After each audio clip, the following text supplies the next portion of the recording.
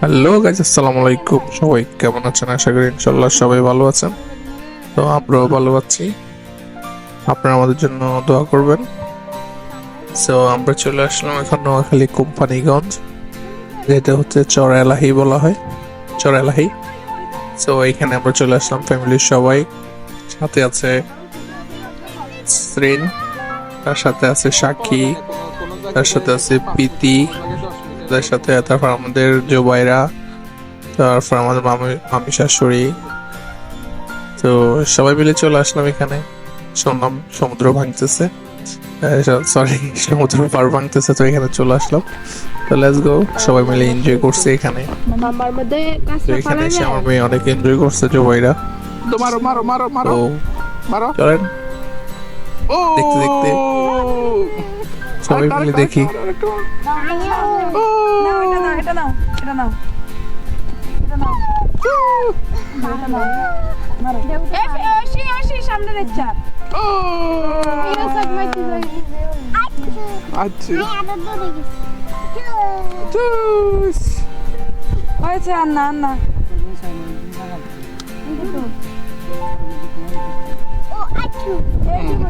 দেখো, দেখো, দেখো। পাটা ব্যাং হয়েছে। না, বুঝে গেছি। ও সত্যি আচ্ছা চলেন, চলেন, চলেন, চলো। আর না, আবার আরেক পাটি গাইস চলে আসলাম সমুদ্রের, আমরা ওখানে ঘোরার পরে পরেও আরেক পাশে আসলাম দেখে এখানে কয়েকটা বোট আছে। তো আমি এখানে চেষ্টা করতেছি নামার জন্য, কিন্তু এটা এখানে দেখা যাচ্ছে কাছে, কিন্তু আসলে কাছে না, অনেকটা দূরে, মিনিমাম 5 ফুটের মতো একটা ডিফারেন্স আছে। তো ভাই একটা বাসন নিয়ে আসলো আমি যাওয়ার জন্য, কিন্তু যেতে সাহস করতেছি না। আসলে আমার ওয়েট আর যে ডিস্টেন্স সবকিছু মিলে মানে মনে হয় যে আমি নিচে পড়ে যাব, মানে অনেকটাই নিচের দিকে, এটা গভীর। তুমি পারবে না তুমি পারবে না। আবার তো পরে কি করলাম, ধরেন, ওনারা ধরেন। জুতা খুললাম, জুতা একটা বুদ্ধি করলাম যে আসলে জুতা খুলে মানে যাওয়া যাবে। তারপর ভাবি বললো যে জুতা খুলে যেতে পারবো। তো পরে জুতা করলাম, সাথে জোবাইরা যাওয়ার জন্য অনেক ই করতেছে, আসলে ওটা তো নেওয়া যাবে না। তো পরে আমি কিভাবে যাই দেখ, মানে একটু যদি এদিক সেদিক হয় তাহলে কিন্তু পড়ে যাব বা পড়ে যেতাম, এরকম একটা অবস্থা ছিল। আমি তো ছোট ভাইয়া, তো ছোট। আমি মাইয়া যাওয়ার লাগে কান্না করি। যে কিভাবে গেলাম, আল্লাহ আকবার, মানুষ দেখলে কিন্তু সবাই হাসবে এটা নিয়ে। তো পরে চলে গেলাম এখানে বোটের উপরে, বোটে উঠে গেলাম। ওঠার পরে এখানে ওনাদের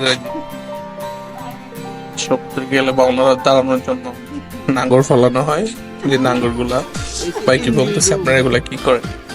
এখানে আরেকটা মজার বিষয় হচ্ছে যে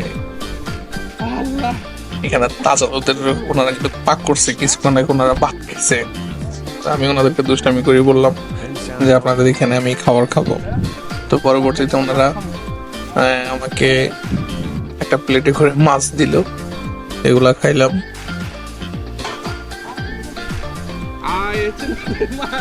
বাকিটা সামনের দিকে দেখতে পারবে। এই যে ভাইকে বললাম, আসলে ওনাদের খাওয়ার শেষ, পরে কাছে আমাকে দিল এখানে। তো এখানে এটা ছিল বাটা মাছ, যেটা অনেক স্বাদের একটা মাছ, ওনারা আসলে পিওর যেটা সমুদ্র থেকে ধরছে, তো এটা ওনারা এখানে পাক করে ওনারা। ওইখান থেকেই আমি আরেকবার এরকম আরেক জায়গায় ঘুরতে গেছি, এরকম খাইছিলাম, আমার খুব মজা লাগছিল।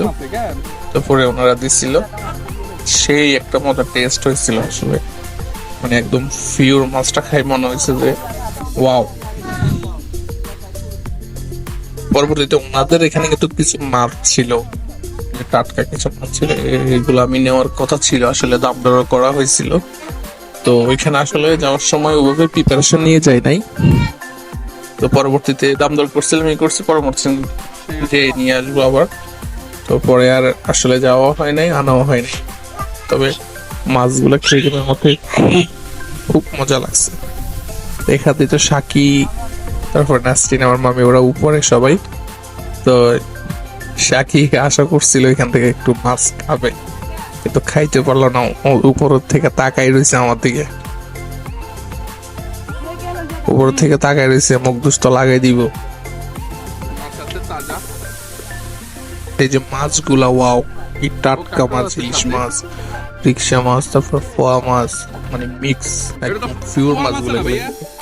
1300 টাকা আমি দাম দর করছিলাম, কিন্তু পরে আর যাইও নাই। পরে যাওয়ার কথা ছিল টাকা নিয়ে, ভাইয়া পরে আর এদিকে বিচির কারণে আমরা আসলে এখান থেকে চলে আসছি, কম আছে না বেশি? আর যাওয়া হয় নাই। কত এগুলো তার পরবর্তীতে বাসায় এসে আমরা যখন ভিডিওটা দেখছি, মানে খুবই আমরা আফসোস করতেছি মাছগুলো কেন আনি নাই। কত গো ভাই? পিওর একটা মাছ আমরা রেখে চলে আসছি। হ্যাঁ নিতাম। কত? আর আরেকটা বিষয় হচ্ছে, যাওয়া হয়নি, বেশিরভাগই সন্ধ্যা হয়ে গেছিল, তো এই কারণেই আমরা যেতে পারিনি। এই যে পরে আবার এখান থেকে আসতে আমার আরেক কষ্ট হয়ে গেছে, মানে এই যে দেখেন ডিস্টেন্সটা। পরে এই ভাই আমাকে ধইরা তারপরে নিয়ে আসছে এখান থেকে, মানে আমি তো ভয়ে আমার কোজাগুতা কাঁপতেছে, জানি কি হয়, পড়ে যায় কিনা। পরে যে রশির উপরে দিয়ে বাঁশ ধইরা, ভাই হাত দিয়ে ধইরা তারপর আমাকে ওই পাশ থেকে আনছে। ও আমি যে বাচ্ছি।